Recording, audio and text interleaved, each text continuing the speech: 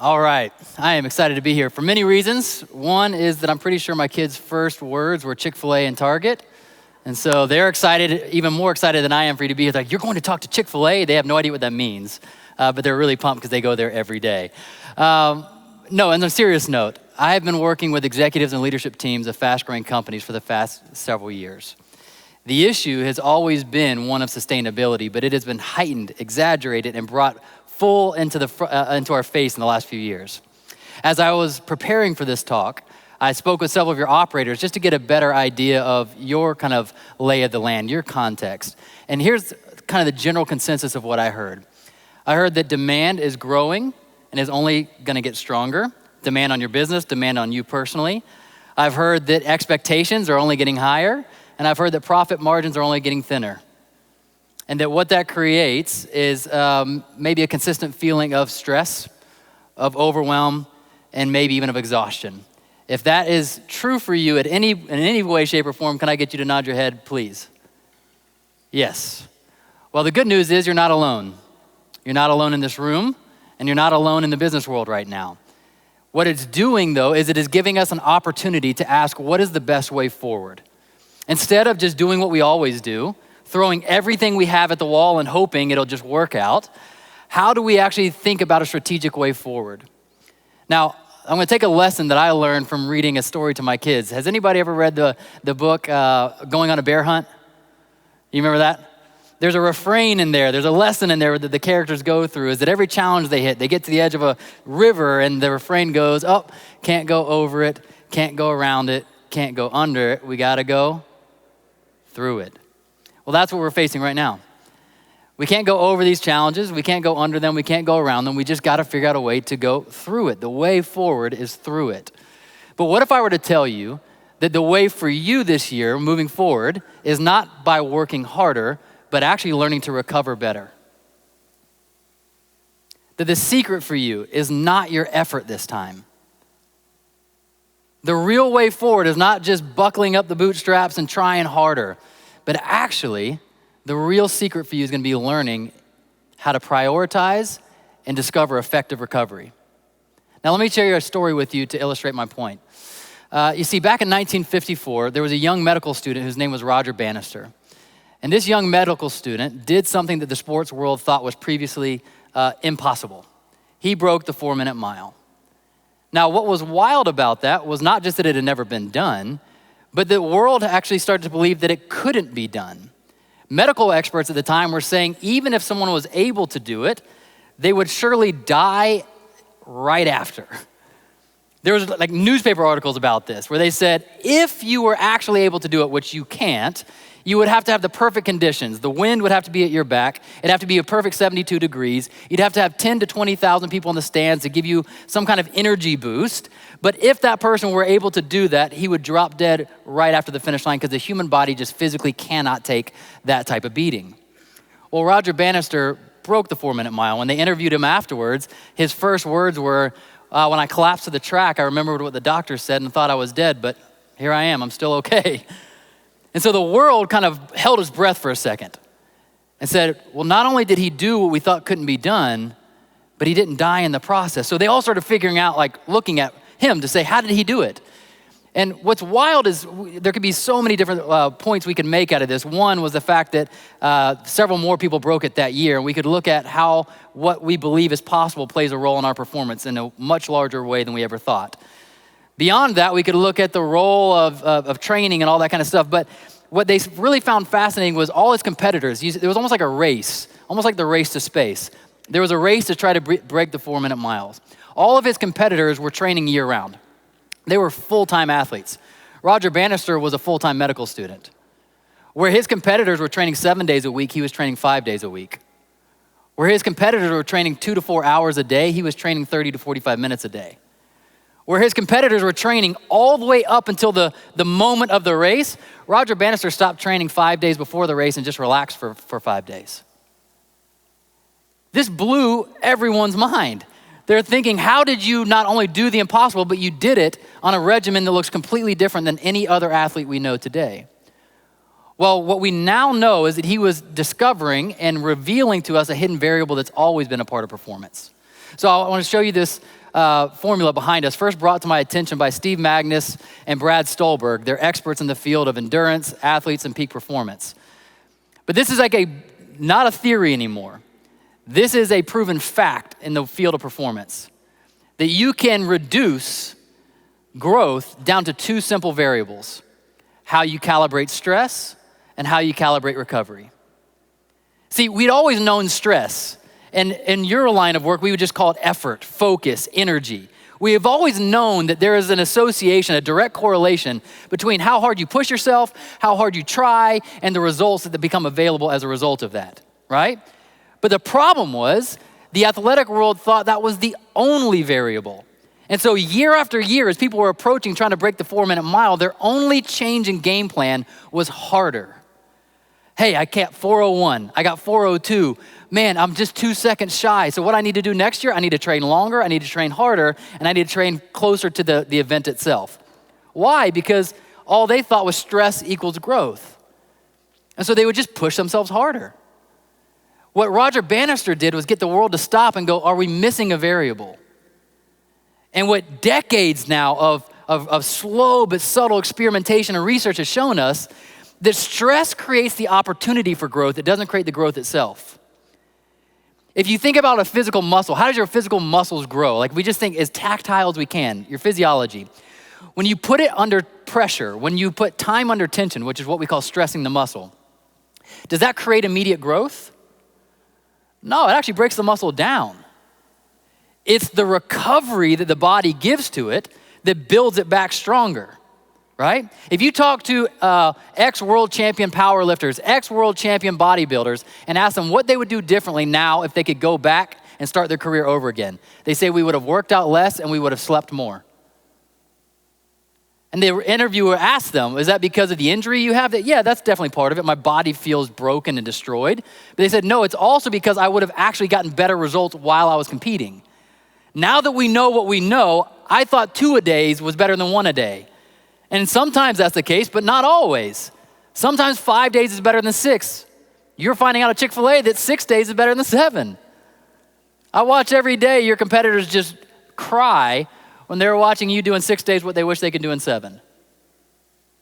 And so, yes, we know that next year for you to hit your goals, you gotta work hard. But did you know how important recovery is? The athletes, the world, the sports world has woken up to this. There's a reason why LeBron James, did you know he spends over $1.5 million per year on recovery-related investments? So LeBron James spends $1.5 million per year on what he said are strictly recovery things for his body and his brain. When asked why he spends that much money, he said, well, if they're gonna pay me much more than that to show up and be a superstar, I could give my body the resources it needs to give that level of performance day in and day out. It's pretty fair, right? If we're gonna pay him $20 million to go put on a show, he said I could take $1 million of that and just dedicate it towards making sure I have the resources I need to be at my best day in and day out. Athletes are starting to adopt this. There's a reason why football players, basketball players, baseball players, even Formula One drivers don't just have sports-specific coaches. They also have physios. They also have psychologists. They also have nutritionists. They also go through sleep studies. Why? Because we're realizing there's a holistic approach to performance. Look at Kevin Love. Kevin Love is an NBA basketball player, an NBA All-Star. What sidelined him 2 years ago was not a physical injury, it was a mental injury. What do I mean? Kevin Love started having panic attacks on the court and didn't know if he was going to be ever able to get back on the court again. That was not a physical injury. That was him meeting stress and not feeling like he had the tools to be able to navigate that stress in a productive way. So now Kevin Love is one of the biggest advocates for mental health, investing his time and his money in people understanding how to work with their own brain. So for us, if the sports world is adopting this and we're only still at the cutting edge of what does it look like. Endurance athletes, by the way, how much time do you think an endurance athlete spends? Let's say a long distance runner. How much time do you think a long distance athlete spends really pushing themselves to the max in a given training week? Probably think most of it, right? Like your natural thought would be like, yeah, they're probably out there killing it. No, they spend 80% of their time running at a pace that they could carry a conversation with you at. They call that the yellow zone or the green zone at their heart rate. They only spend 20% of their time in a given week pushing themselves to the pace where they'd have a hard time talking because they're breathing so hard. So the world's kind of getting upside down. We're kind of flipping on what we think gets us the result. So a lot of the executives that work with me, again, you don't have the same level of being able to walk. It'd be nice if I could only walk for 80% of my week. But they are asking, what can we do? And here's what I've noticed, this trend. I've noticed that in the recent decades, but especially in the last few years, athletes are starting to think and behave more like businessmen and women, and business people are starting to think more and act more like athletes. What do I mean? If you look at the athletes now, they're having a wake-up call to the generation before them that they have a window of opportunity of about 5 to 10 years at most. And that depending on what they do with that, they might be poor after making the most money they've ever made in their life. And so they're starting to wake up to I need to think and act like a business person. And so simple things like, I probably need a financial person I can trust. I probably need someone to help me navigate what happens when my friends and family and community start coming to me for money and asking me to invest in their stuff. They start thinking a little bit more like a business person. Hey, I think I have a brand here. Maybe I should be thinking about building a brand around my name that lasts beyond my playing days. But have you noticed the opposite is also happening?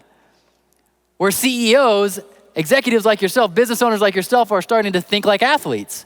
Going, hey, I think I need to sleep a little more. I think I probably should maybe exercise a little bit. I think it matters what I do with my stress. They're starting to think like an athlete, and that's good news for you because if you're listening to me talk to you about what the athletic world has done to help them grow through stress and recovery, you're probably a little frustrated. Because you're probably thinking, yeah, that's awesome. They have millions of dollars at their resources. They only have to play 1 day a week and practice 6 days a week. They have an off season. I don't have an off season. Great comparison, Drew. I get it. But there's something called cross-functional learning. And cross-functional learning is where you can take critical lessons in a different context and learn how it applies in yours. So just like the athlete doesn't have the time to be thinking like a business owner like you do day in and day out, they can take small things that make big differences to their lives. Well, the same is true for you. You may not be able to think and act like an athlete and spend $1.5 million on recovery-related materials, but little tweaks could actually be the difference between you giving up in 3 years versus you actually having a career you enjoy that goes beyond what you could ever imagine. Small tweaks. So here's what I want you to think about for a second. The first big mindset shift I want you to make is that from this day forward, that you would start to see recovery not as a luxury or a reward, but instead that you would see it for what it really is. And it is a key ingredient to your performance. That recovery is not a luxury, it is not a reward. It is a key ingredient to you being your best over and over again. Because again, unlike the athlete, you don't practice 5 days to play 1, you play 6 days.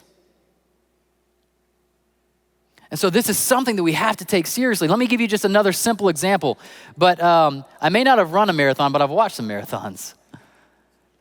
And if you've been like me where you haven't run them, but you've watched them, you should know the answer to this as well as the people in the room that we all are envious of that have actually run them. Where are the aid stations throughout a race? Where do they keep the water and the gel available to the athletes? Is it just after the finish line? No, it's along the whole course, isn't it? Think how cruel it would be if we said you hadn't earned it yet. Think how cruel it would be if we divorced the need to recover the sodium, the water, the electrolytes with the person's performance. And we say, no, you get that when you've crossed the finish line. That's your reward.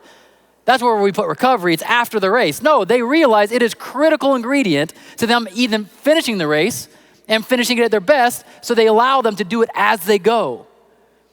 Let me ask you this. My bet is that most of you see right now currently recovery as a luxury reward. Evidenced by it's the thing you do the least and you feel the most guilty whenever you do it. Especially if you're a mom or a dad and you got young kids, there's always that feeling of this could be going to something else. Maybe you even feel that about your team. This could be going to my team, not to me. And so what we do is we punt until we can't punt any longer, and then we do something big, like take 2 weeks off. We do something big and we go out of the country. And then we're shocked when we get back and feel the same. That's because what you needed was small things along the way, not big things every once in a while. What you actually needed were small things along the way, not big things every once in a while. So here's what I want you to think.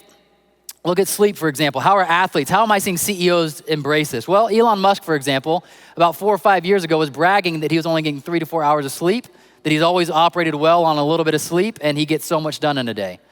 You listen to Elon Musk talk now about sleep, and he said he gets 6 to 7 hours of sleep in a day. A researcher was paying attention and said, what changed? A few years ago, you said 3 to 4 hours and almost were proud of it. Now you're saying 6 to 7. And in true Elon Musk fashion, he said, well, I ran the data and realized it was suboptimal for me to get less sleep than 6 hours. Like, what do you mean it was suboptimal? He said, whatever I thought I was gaining in the hours I was staying awake, I was losing the next day in productivity. They said, how do you know that? Because I was making poor decisions when I thought I was making great decisions. So then I was having to correct decisions the next day. Then the next day I was so tired, it was taking me longer to make decisions. And again, I was usually having to clean up mistakes.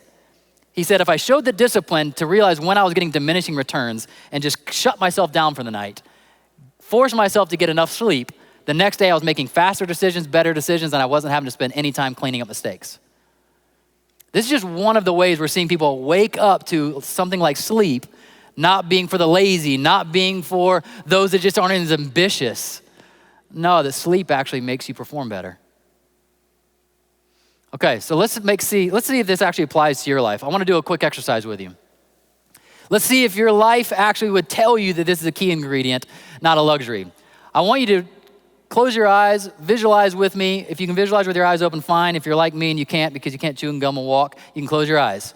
I want you to think to a day in the recent past that you felt like really demonstrated your potential as a leader.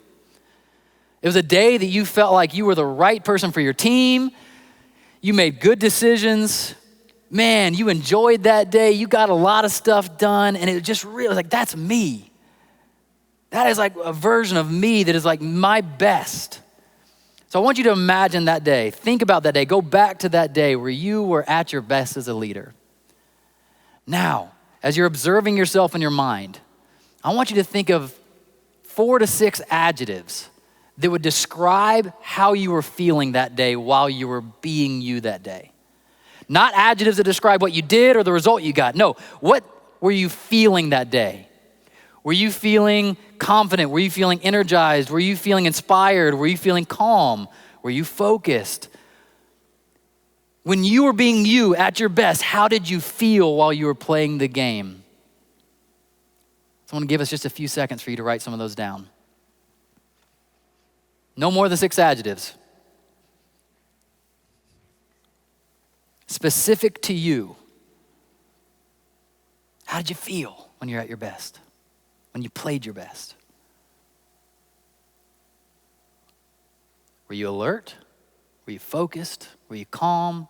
Were you challenged? What adjectives would be true to you?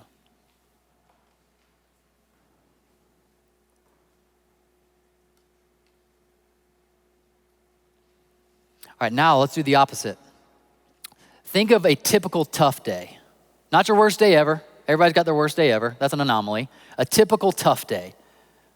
A day that you just felt like, man, that is not me at my best. That was a tough day to get through, and I hope that day doesn't continue. I don't hope tomorrow's not like that. What 6 adjectives describe the way you're feeling that day? Go. Are you tired? Are you anxious? Are you preoccupied? Are you feeling lazy?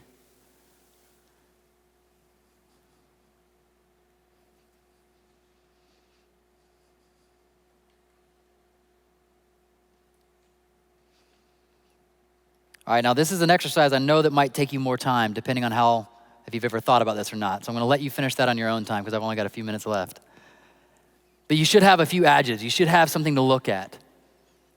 When we look at those 2 lists, by the way, this was the first time I ever heard this done was by Dr. Jim Lair and Tony Schwartz, and it first came with their athletes. They asked baseball players, hey, take me to the best games that you played this year. When you were in the zone, when you were in the flow, tell me how you were feeling. And then they said, take me to the games you were in a slump. Tell me how you're feeling. What they found is that their answers probably modeled almost exactly your answers, which is this. When you were at your best, you had a high quantity of energy and you had a high quality of energy. And when you are struggling, it's because you had a low quantity of energy and a low quality of energy. Look at your list. Is that true? When you're looking at the attributes that would accurately describe you, even if there's something that you're like, I don't know, is that a high quality of energy? I was feeling challenged. Yeah, think about it. You probably liked the challenge. It locked you in. You were feeling good. You were feeling energized. And the days that you weren't, you were in energy conservation mode. You were just trying to survive the day and make it through because literally you are what they would call in survival mode. The first list I showed you is you in a performance state. The second list I showed you is you in a survival state. Now, let's ask if you investing in you is selfish.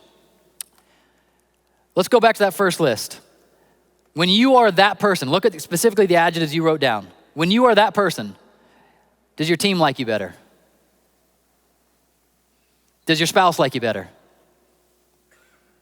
Does your kids like you better? Do you make better decisions when you're that person? Do you get better results when you're that person? Yeah. Why? Because your own health and happiness is a key ingredient to your success. I had a person ask me yesterday, I was doing a training for a company in Cleveland. And this person raised their hand and said, yeah, but how do I not feel guilty about taking care of myself?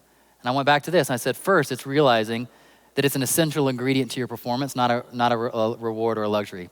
The second is when you take care of yourself, is the rest of your world better off or worse off as a result of it? Same exercise I'm doing with you. He said better off. Well, then it's a logical fallacy that's keeping you from doing this. So what do we do to actually move the needle? Let me show you this. This is what we call the energy pyramid. That if we want to take something that feels complex, like where am I going to recover, and break it down into something that I believe is simple, I want to show you just 4 areas we can take a look at to really move the needle for you this year. The first is the physical component of your energy. The physical state, literally how we take care of our meat suit, this thing that we walk around in every day. This determines the quantity of our energy, measured by how much or how little. Now, what's interesting about the 4 things I'm going to tell you is they're interconnected, meaning as much as I'm going to isolate them and tell you they do different things, they actually all impact each other. But for simplicity's sake, we'll say what they do the most. So your body, when it's well taken care of, will produce for you energy as a reward. So if we feed it, we rest it, we exercise it, we do the things it needs, it'll give us back energy. When we're not giving it what it needs, it starts conserving energy, right? So if we're thinking about, hey, this year I would like to increase the quantity of energy I have, well, you're gonna first look at the body. What does my body need that I'm not giving it?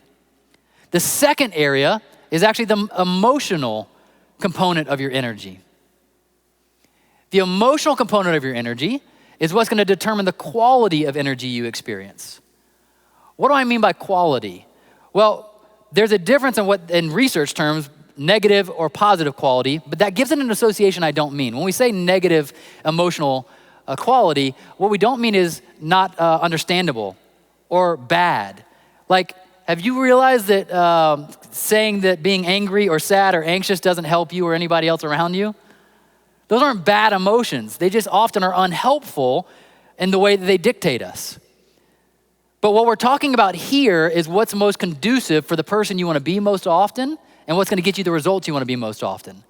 And so how we take care of our emotional life, how we're feeling at the heart level, determines the quality of energy we give. And what's really crazy about this is out of all 4 that I'm going to show you, this is the most transferable.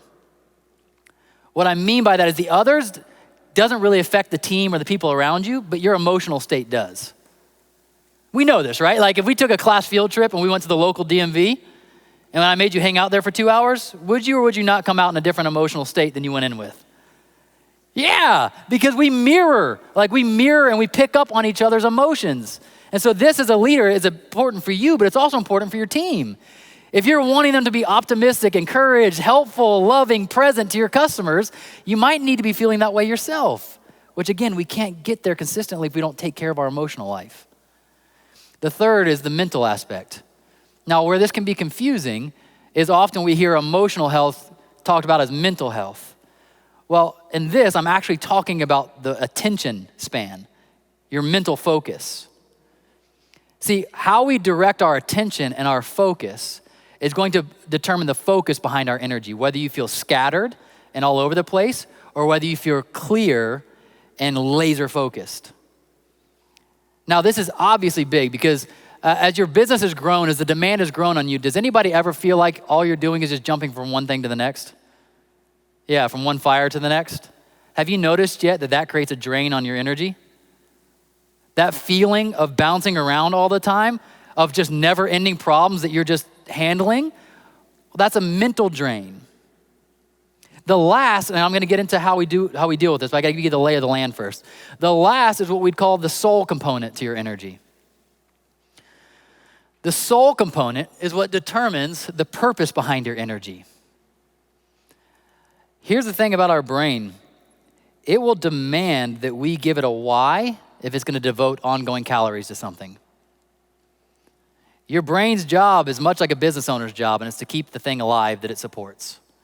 So as business owners in here, you would all, rightfully so, demand to know why you're spending your precious hard-earned money on something, right? Yeah, every dollar that goes out, you're asking why. What's it for? Is it worth it? Is it giving us a return on the investment? Like, justify the spending that we're doing. Your brain does the same thing with your calories. It says, I need to justify the effort because we might need those calories if a famine comes. And so there's a reason why we have resistance to change and resistance to do things. Well, when we lose our why we're doing this, why we're working so hard, it creates a huge energy drain on us. When we get disconnected from purpose, or if we start taking actions that are in conflict with our values, it creates a kind of a soul drain on us. Like, what are we doing? Why am I here? Is this worth anything? So what do we do about it? How do we take care of these different areas? We'll go to the next slide. The first is by asking, well, let's go back to the physical. What does our body need? I've broken this down into two simple things for time's sake. We can get more in depth with this if you're in my breakout tomorrow. But I've broken each of these down to the two things I've found with executives over and over again would be like the most likely place to start. So what does your body need? Well, we obviously know food, fitness, sleep, and recovery. But for the two that I've brought down to you is just sleep and exercise. Like if we had to start anywhere, I talked to my neuroscience friend and said, hey, out of the things we know the body needs, food, fitness, water, all that, what would you say, how would you rank them? He said, there's sleep and then there's everything else. I said, great, you mean the thing we care the least about? He's like, yeah, from the brain perspective, there's sleep and then there's everything else. I said, okay. So we started looking at sleep. Sleep is the thing that actually gives you a physical recharge, that gets rid of old toxins, that cements things into long-term memory. It actually solves problems for you while you're asleep. Like, it's critical for us. But there's not just the quantity of sleep, there's the quality of sleep. So the first is when you know I haven't slept enough. The second is I sleep plenty, but I wake up feeling tired. Has anybody ever experienced that before? We like to say that we're not a morning person, but let me ask you this. If you plug your phone in at night and you wake up in the morning and your phone is still on low power mode, do you look at your phone and say, must not be a morning phone? I don't know what model I got. This thing is just not a morning phone. No, you'd say something's wrong with the charger or something's wrong with the phone. I have a friend who's 225 pounds of pure muscle. He works out every day. He owns a gym. He is in peak physical condition, but he was falling asleep. He said he woke up tired and went to bed tired all day. Well, we got his blood tested and we got him a sleep test, and he had low testosterone and he had sleep apnea where he was waking up over 800 times a night. So that boy learned to sleep with a CPAP machine. Every talk I give, I have at least one or two people have sleep apnea and never knew it. And then they go get it tested and they're like, oh my gosh, I feel like I'm young for the first time. Exercise is the same way. It doesn't have to be crazy. Moving your body 3 to 5 times a week, just even a walk, will give you incredible physical energy benefits. The second, emotional. Emotional agility is something that's huge. What do I mean by emotional agility? If you can invest, whether through therapy, coaching, reading, anything that helps you not get stuck in a certain emotional state, your life and your business will benefit greatly from it. Well, the opposite of emotional agility is emotional rigidity. And that's how most of us are. We get stuck in anger and we don't know how to get out of it. We get stuck in overwhelm or stress and we don't know how to get out of it. Your emotional life would benefit if you found out how to be a little more emotionally agile, where you can feel all the feelings but move through them, process them, and be able to make decisions from a different place. On top of that, if we go to the mental, giving yourself focus and then giving yourself breaks is going to be critical. Focus and breaks. If you just as a business owner go, how do I go from feeling reactive to proactive? Well, this event is one of them. There's a reason why Chick-fil-A is giving you this time to stop and reflect, but maybe you need it more than just quarterly. You might need it weekly with yourself. I had one CEO, when I asked her what she most needed right now to recover, she said to stop feeling like I'm behind. I feel like I'm 2 days behind every day. And I said, so it sounds like you might need CEO time. She's like, what do you mean? I was like, just time with yourself to reflect on the past week, look at the week ahead, and maybe even look at the market conditions and just think for a second. She goes, God, that sounds amazing. I was like, when would it be best? She was like, if I could do it on Fridays, that would be unbelievable. And I was like, okay, why don't you do it? She goes, I wish I could. I said, I got good news for you. I'm gonna do you a favor. I'm gonna go talk to your boss and I guarantee she'll let you do it. She goes, I'm my boss. It's like, I know, I just thought you forgot for a second. You can do whatever you want. This is just another problem to solve. So go figure out the problem. The problem is you don't have an hour on Fridays. Go find a way to get an hour on Fridays. A week later, she found a way to get an hour on Fridays. And now every week, religiously, she has an hour to herself to get ahead of her business instead of behind it. That's a mental break for her. Also, having off and on switches. How many of you would say that you get home and you're not really off mentally, you're still on? Yeah, that's your brain always being on. Having the discipline to change gears, maybe even a ritual of a walk or something that gets you out of business mode and into rest mode or family mode or fun mode, gives your brain a break to stop and reset. And then last on the soul, when's the last time you felt it was valuable enough to stop and connect to your purpose? When's the last time that we valued it enough to say like, hey, I think my soul's tired. Like I forgot why I'm doing it or where I'm going. The gift that I'm giving you right now is not just recommendations, it's the answer to the question, what kind of tired are you? Here's where I'm gonna end. Not all tired is created equal. And so if you're to help yourself this year, if you're to help your team this year, if you're to help your spouse this year, being able to ask, what kind of tired are you, is gonna be so much more productive. Because if somebody is physically tired, then we don't need to play Dr. Phil with them. They probably just need a nap. But if someone is emotionally tired because they put their heart and soul into something and it didn't go the way they wanted, well, then they don't need to be told to go work out. They need someone to help them figure out what's going on emotionally to get back to center. Do you understand? This helps you say, what kind of tired are you? Are you physically tired? Are you emotionally tired? Are you mentally tired? Or are you spiritually tired? Because depending on what that is, we're gonna divert different resources to you. And that person that I had you look at, those 6 adjectives of you on a tough day, that is not a bad version of you. That is a version of you that needed something that wasn't being given something. When you're hungry, your body's not being annoying, it's just asking for help. So when you're anxious, when you're tired, when you're pessimistic, whatever your adjectives are, it's just that there is a need that this is the way your body knows how to let you know. And the better we can pay attention to that need, give it the recovery, we can get back to being who we know to be. So here's the gift I want to end with and give you. I want to give you 60 seconds to reflect first. 60 seconds. We're going to put some house music on. And all I want you to do is not overcomplicate this. This is not your new, oh my gosh, I have to get better in all these areas. No.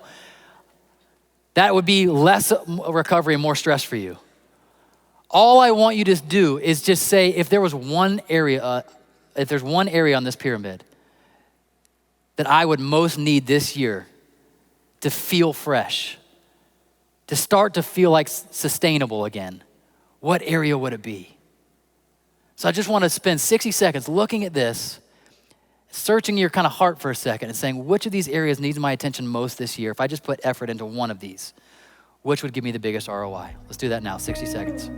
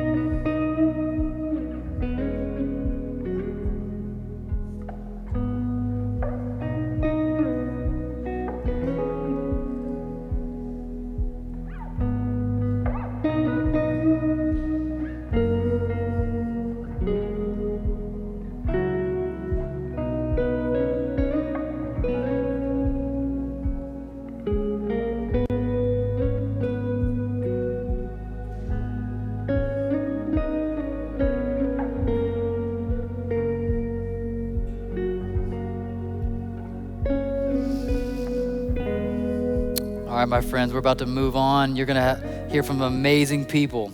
But as you plan this week, my prayer for you is that you prioritize and plan so that this year you don't just succeed, but you actually taste what it's like to succeed in a way that is not coming at the expense of your life, but actually at the flourishing of your life. Thank you and God bless.